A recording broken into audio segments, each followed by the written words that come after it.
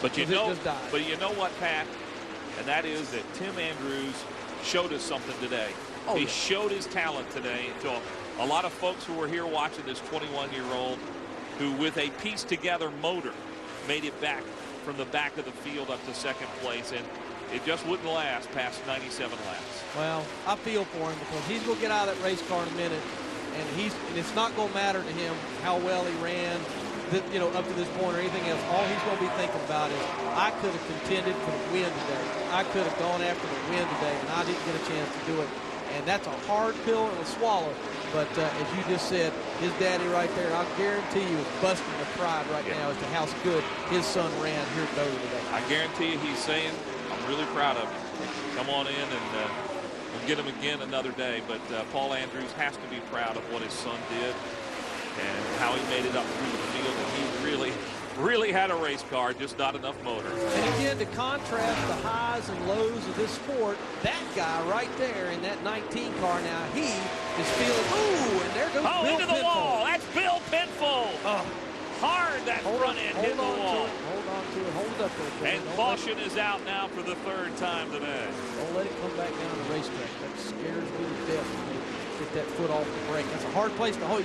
Folks, you don't have any idea how steep that bank is right there. That's pretty hard. You got to stand on that pedal as hard as you can to not let that car roll back. He's just waiting for a spotter to say, okay, let it roll back down the racetrack. Bill Penfold, 42-year-old driver out of Yarmouth, Maine. What happened to you? But good night. You see that thing just turned right on him. He had to have blown a tire. I was going to say, that right front must have just given out on him. I mean, he's in the middle of the straightaway and that thing turned right on him. He was running in 17th position, one lap down. Poor old Billy. You know, Bill this year has raced with a broken ankle. He's raced with a broken hand.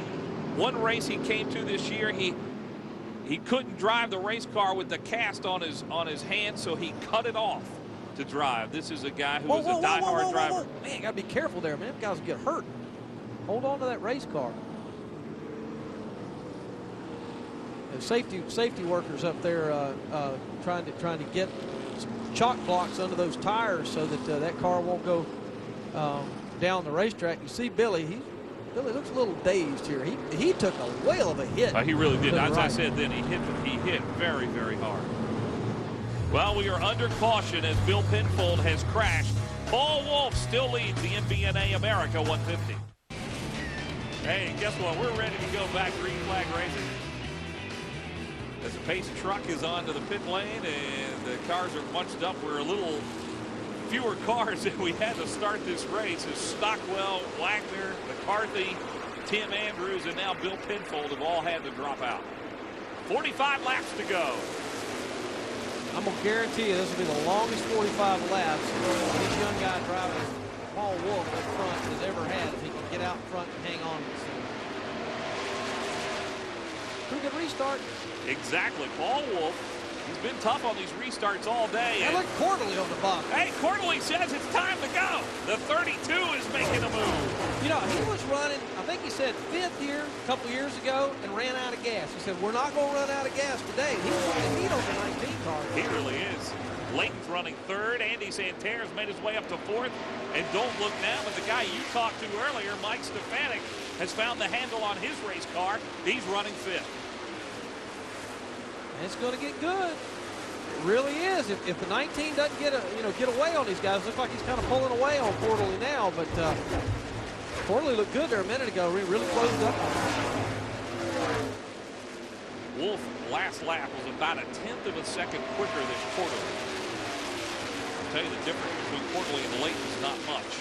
Well, remember we talked about the fact that you put a different set of tires on this car than you had on it to begin with.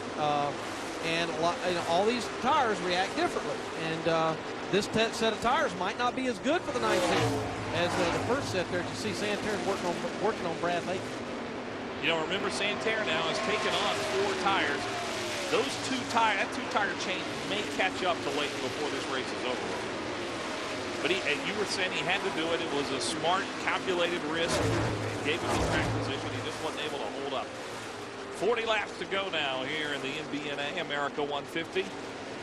Andy's still going up to that high groove. Even though he's got fresh tires on now, he's still kind of going up to that high groove. I think he's really found a good place on the racetrack where his car really works. 11 cars remain on the lead lap. Jerry Marquis is the last car on the lead lap.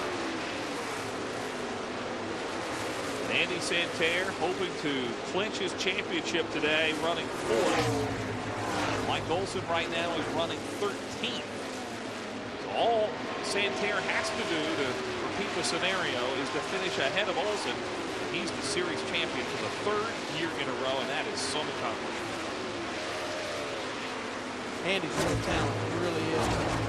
Andy's not one of the young guns these days, although he is still very much a young man. And as we talked about this morning, he and I, you know, he wants to go out of this business a champion behind the wheel. And certainly, with 3 championships, you know, nobody will ever forget that. I mean, he's done the job behind the wheel. In fact, guess what?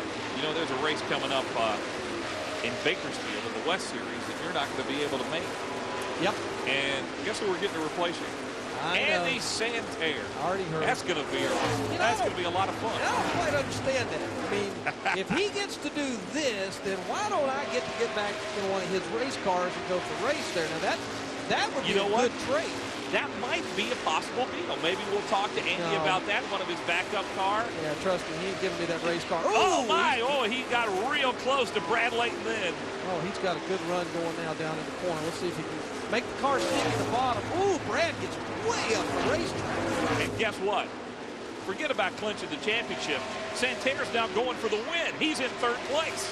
Yeah, sometimes you watch this replay. Sometimes when you come off the corner, the cars actually almost, that wind in between the two of them, that air in between will actually bring them closer together. Watch this. Ooh, and both drivers knew it. You can see Layton turn the wheel back to the right just a little bit because he knew right then just how close those cars were going to come to each other. And that's 2 professionals at their best right there off the corner here at Dover. Andy Santerre running 3rd behind Dale Quarterly and Paul Wolf. And this top 5 finish will certainly be good enough to clinch the championship. Right now, the key for Paul Wolf is to quit worrying about Dale Quarterly and focus as hard as he can on trying to find another line on the race car. I've noticed a few times he keeps running that same line over and over and over. You know, he's going to need maybe to search around a little bit if his car's not handling like he wanted it to. And see right there, see how loose the car was right there? Yeah. And watch Quarterly now. He's going to close up on him big time. And he did. Here comes Quarterly. He's going to come down on the bottom. And Quarterly's going to try to make a pass, and he runs it up the racetrack just a little bit. But we have ourselves a new leader, it looks like here, Mike, off of 4. What a battle. Yeah, that was great. That was really good. Dale Quarterly, we saw him bobble a couple of times. He made the least little mistake. And here comes Quarterly now to take the lead. And he did exactly what I knew he was going to do, and that was focus on finding himself a spot that he could get a pass put together, and he did that. He waited on the 19 to make a mistake, and then he took advantage of that. Now the 19 is back in position now to see if he can find Quarterly's weakness and see if he can find his way back to the front. You know what, but Paul Wolf has not spent much of this race outside of that clean air that you get when you're the leader up front. And Quarterly, after taking the lead, putting a little distance on Mr. Wolf now, who made a couple of bobbles, and it cost him. Dale's going to have more experience at hunting a line, find a line on the racetrack that his car will work best, and Paul Wolf isn't going to have that experience here at a place like Dover, so advantage Quarterly from that standpoint. But I still think the 19 car is a better race car than the 32 right now on the racetrack. The lap car of Scott Booley is that 26 car, but Dale Quarterly, 43 years old, out of Westfield, Massachusetts, has taken the lead. He had a tremendous win earlier this season in the first race at Loudon, New Hampshire. He's known as a road course expert, finished 2nd at Lime Rock, 3rd at Watkins Glen, as you might expect. And then this past Monday, had a 4th place finish in the 2nd visit to Loudon, New Hampshire. I'll tell you something about motorcycle racers, which Dale Quarterly used to be, and that is that they have a feel for tire that is probably as good or better than any other form of auto racer or motorcycle race, any kind of racer in the world. Quarterly has a really, really good feel for that tire, and that really helps him a lot. Pat, we just saw the 88 car of Mike Gallo pass Eddie McDonald. That's the battle for 9th place. Gallo, the story we told you about, the construction worker from Maiden, North Carolina, wants desperately to get a full-time ride. And on these speedways, at least, Gallo has been very, very impressive and is now one of 11 cars that remain on the lead lap here in Dover.